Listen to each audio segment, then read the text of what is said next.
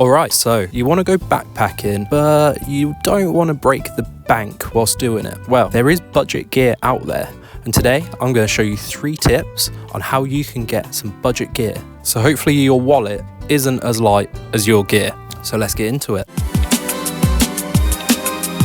Rule 1. Second-hand everything, and I mean everything. It's like a treasure hunt out there. There's bargains to be had. You just need to know where to find them. You don't always have to pay retail prices to live the high life on trail. You might have to look around a bit, but second-hand gear is worth it for the budget-focused backpacker. Now, the best place to look is online. You want to be looking at eBay, Gumtree, and even Facebook groups. Wild campers are quite a fickle bunch, and we love upgrading our gear. That means a lot of us have a surplus of gear that we want to get rid of as quickly as possible to make space for new gear. So I wanted to just jump actually into looking at some of these bits online, not just talking about all of the things that you could be getting. I can actually show you some of the things that are available out there. So I'm on the Ultralight Hiking Gear Exchange UK Facebook group. It's a private group, so you'll have to pass the entrance exam. Nerd alert! To get in. It's just a few short questions to make sure you're not a bot. But when you're on it, there is this search function here. So I've already tried recording this about 8 times. But anyway, let's type in 10 and just do some of the searches. So this is from the 12th of October, which is about 2 weeks ago. And we can see it's a Durston X-Mid Pro here. So there we go, here's a few images of it. Now it's important to read the description because this, as they say, the devil is in the detail.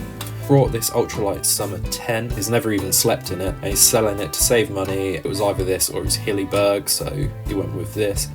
He's saying that it retails for $797 on Valley and Peak, and I've double checked that. It does. That is actually how much it retails for, and it comes with a Tyvek ground sheet. Accidentally ripped the stuff sack, so again, like, that's the detail that you need to be looking at. And how much does he want for this one?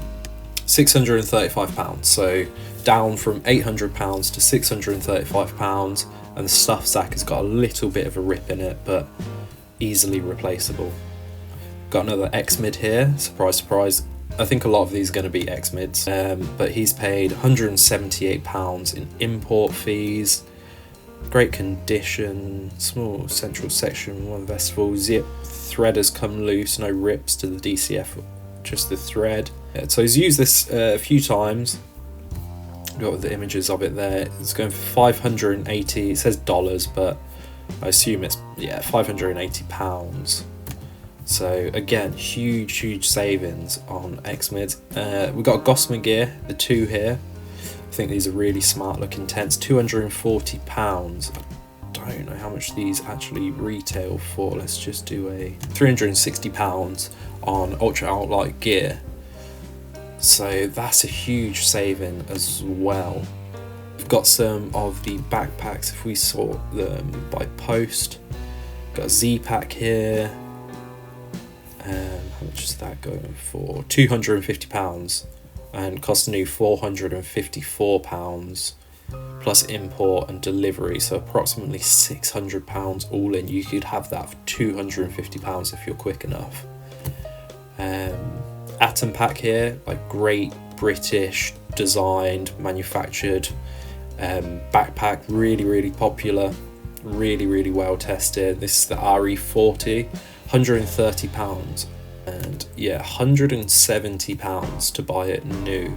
£130, you know, so you're saving £40 on an RE40 there. Yeah, Montaigne Trailblazer 44, really nice backpack, going for £90 at the moment. Selling is trying trail running and needs a different setup, you know, so he's probably not really used that. So like 140 on Amazon, that's probably a used one as well. So 160 from new. And you can pick it up here for £90. So on eBay, some more marketplaces I should really say. Let's try a ultralight. Just a nice generic phrase. See what comes up. We'll just sort them by used because that's what we're talking about today. Terra Nova laser competition, £170. Now that is a huge cost saving. I think these are like £600 from new. Brother, use the enter key. Brother, what's that? It's 8 years old, weighs 1.4 kilograms. It's 8 years, but hasn't been used much. Again, it's a really good pickup for £170 when you're looking at a new version of this would be £600, and I'm sure that Terra Nova design is just like that's the one that they use. So I imagine they probably use some updated materials and things like that in the newer versions, but for the most part it's the same tin. It's not just equipment that you can pick up on the cheap, you can also get some outerwear and some bits like that. Let's do Rab, see what Rab gear there is. So I'm using Vinted here. Again, it's a great way of not just saving money, but you're recycling and reusing, trying to protect the great outdoors here. So you know, our children will be able to experience what we've experienced, and hopefully be a little bit better for them. So here we've got one of these. I really like these wrap like pullover jumpers. They're quite thin, but I imagine they'll be worn. So this is in good condition from the seller's description, and it's £4 in a medium. Really nice colour. I think with Vinted, you normally have to pay like a delivery fee on top of that, so it could be £6 maybe, £7 tops. They're sorted by down because that's going to be big ticket items when it comes to Rab. Let's sort it by, if I was buying one, I'd be buying a large. Yeah, so this is kind of what I would be looking at. A microlight, 700 fill power down, no issues to speak of, just a little bit of sign of wear and tear, but for £74 with buyer's protection, that's looking all good. Let's see how much it would cost to actually get one of these from new. Yeah, £200 from new in that kind of, yeah, that navy. You know, £210 for £70. £75 with delivery included. It's free real estate. This goes to show that you can get some really good kit for reduced price if you're just willing to go second hand. You know, a bit of a clean, you know, it's a physical activity, so people have sweated in this jacket, but if you're into that, then it's a bit of a bonus. What did he say? Otherwise, just get some down cleaner. But yeah, just some examples of eBay, Facebook groups, and Vinted in particular for clothing, of how you could get some really nice quality equipment and clothing for a low price. The second place to look is secondhand stores or thrift stores if you're American. Now, it can be a little bit more hit and miss, but when you find something good, it's like winning the lottery. If the lottery was a £3 fleece from 1980, I found this fleece for £5 in a secondhand shop, and it's warm, comfortable, cozy. I love the colour, and it only cost me £5. Now, not every secondhand bit of gear is a winner. Make sure to check items carefully before committing to buy them, especially with big ticket items like tents or backpacks. Look out for tears, broken zippers, or maybe missing pieces. The last thing you want to do is pitch up your tent and realise that you're missing one of the poles. I actually made this mistake myself by buying a secondhand sleeping pad off Facebook. I realised that it didn't hold when I was freezing and tired at 3 o'clock in my tent. Now let's talk about some actual shops that specialise in camping gear. So two good ones are Go Outdoors and Decathlon. Both offer a membership program, so that helps to get some discounts off some bigger ticket items. I personally like Go Outdoors for picking up bits like camping gas. I like Decathlon because they have some really high quality items for budget prices. So from sleeping bags to stoves, you'll be able to find some really high quality gear which is wallet friendly and is just waiting to go out on trail with you. Decathlon in particular have a great range of products which are really budget friendly but high quality, like the MT100 4 class down jacket, which is £60 performs just as good as some £100-200 jackets, but for half the price. And if you're curious about learning more about that jacket, there's a full video on my channel, so feel free to check it out after this one. So next up is AliExpress. Now, you do need to be a little bit more careful when buying things from AliExpress. This setup that I got behind me, the majority of it is from AliExpress. This windshield, obviously the Lanshan, a very popular budget-friendly ultralight tent. I've got an ice flame quilt that's kept me warm down to 0 degrees, and all of these items came in at less than £100 for each item. I've also got this water filter from AliExpress, which cost me about £7.